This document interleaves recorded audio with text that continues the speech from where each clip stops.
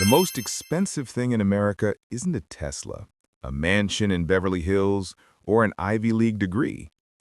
The most expensive thing is a phone call. You know the call I'm talking about. The call home. The call we postpone, not because of international rates. We have WhatsApp. We have free FaceTime. We postpone it because the emotional toll is just too high. Every time we pick up the phone, we have to confront the distance. Not just the geographical distance, the thousands of miles, but the generational gap, the cultural gap, and most painfully, the gap of silence.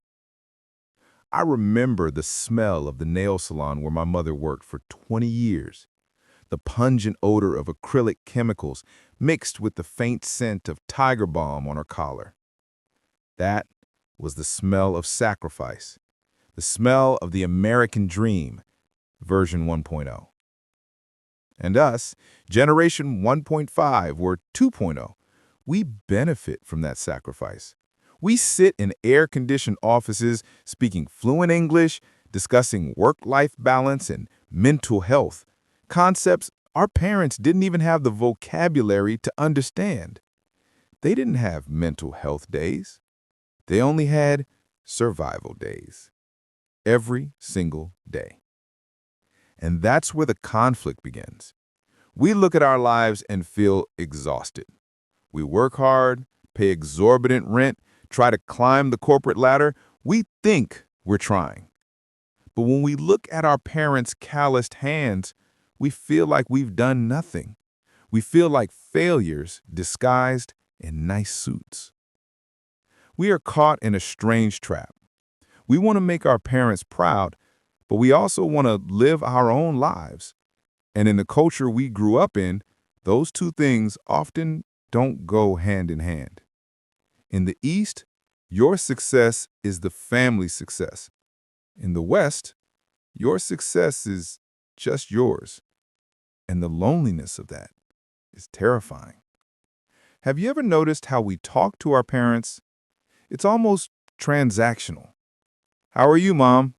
Fine. We're good? Good. I sent the money this month. Okay, thank you. That's it. We report our status as if they were our bosses, not the people who brought us into this world. Why can't we say more? Because we're afraid. Afraid of worrying them, afraid they won't understand, afraid they'll judge. If I told my mom I was going to therapy, she would think something was wrong with me. Or worse, she would think it was her fault, that she didn't raise me to be tough enough. So we choose silence. Silence is the default love language of many Asian families. We show love not through words, but through actions, through plates of cut fruit, by asking, "Have you eaten yet?" But the problem is, we don't live entirely in that culture anymore. We're westernized. We're used to expressing emotions. We say, "I love you" to our friends, to our partners, but we feel awkward saying it to the people who need to hear it the most. We think we're protecting them by hiding our struggles, but in reality, we're isolating them. We are turning them into outsiders in the very lives they traded everything to build for us. I remember my last trip back to Vietnam. I looked at my relatives. They aren't as wealthy as many of us here. They don't have big houses or nice cars, but they have each other. They argue loudly. They eat together every night. They know every little detail of each other's lives. And I felt jealous. We thought we were escaping material poverty, but it turns out we just exchanged it for emotional poverty. In America, they talk about the American dream. But for many immigrants, that dream often feels like a nightmare on an installment plan. What is the cost of that dream? It's children growing up without a deep understanding of their mother tongue. It's parents growing old in loneliness, even though their children are very successful. We justify it by saying we're busy. I'm building my career. I'm securing my future.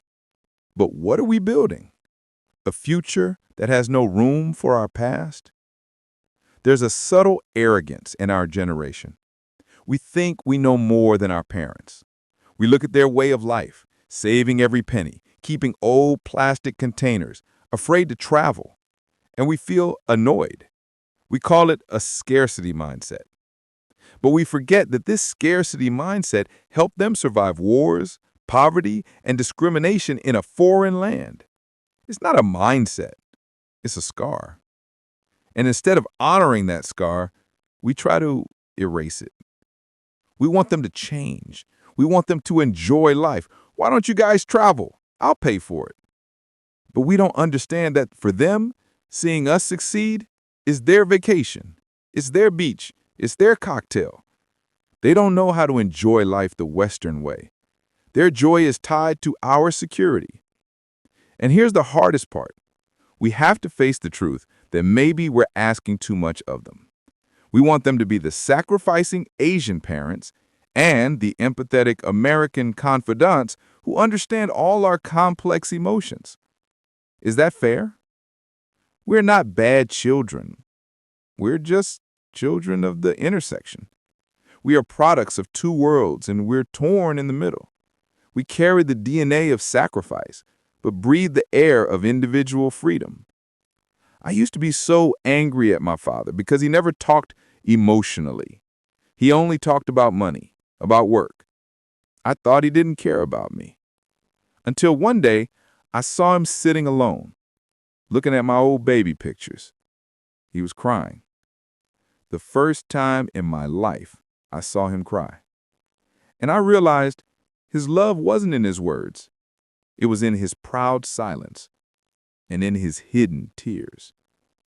We often wait for grand moments to connect, waiting for Lunar New Year, waiting for Thanksgiving, waiting until they're seriously ill. But life doesn't work that way. Connection is built in the small, fragmented moments. It's in patiently showing mom how to use the iPad, even if she's asked for the 10th time. It's in sitting down for a meal without looking at your phone. It's in asking a question other than, "How are you?"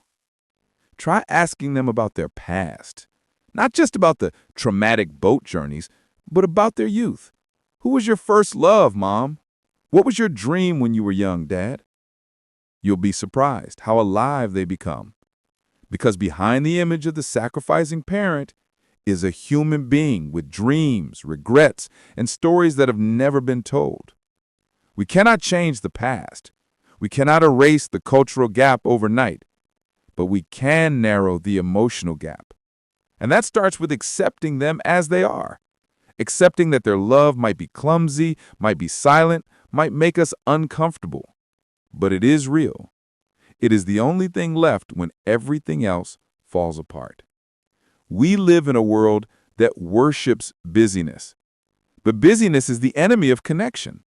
We are busy pursuing things we think will make us happy, while the thing that truly makes us happy, connection to our roots, is fading away. Time waits for no one.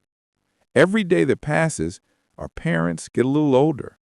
More gray hair, slower steps, and the most haunting question is not, am I successful? But will I have regrets? Do you regret not calling more? Do you regret not being more patient? Do you regret not trying harder to understand them? Don't let silence be your legacy. Don't let distance become the new normal. Pick up the phone right now. Not tomorrow, not this weekend. And if you don't know what to say, that's okay too. Sometimes just being present on the other end of the line is enough. Sometimes just hearing each other's breath over the phone is also a form of love. The emotional cost of that call might be high, but the cost of not calling is infinitely higher.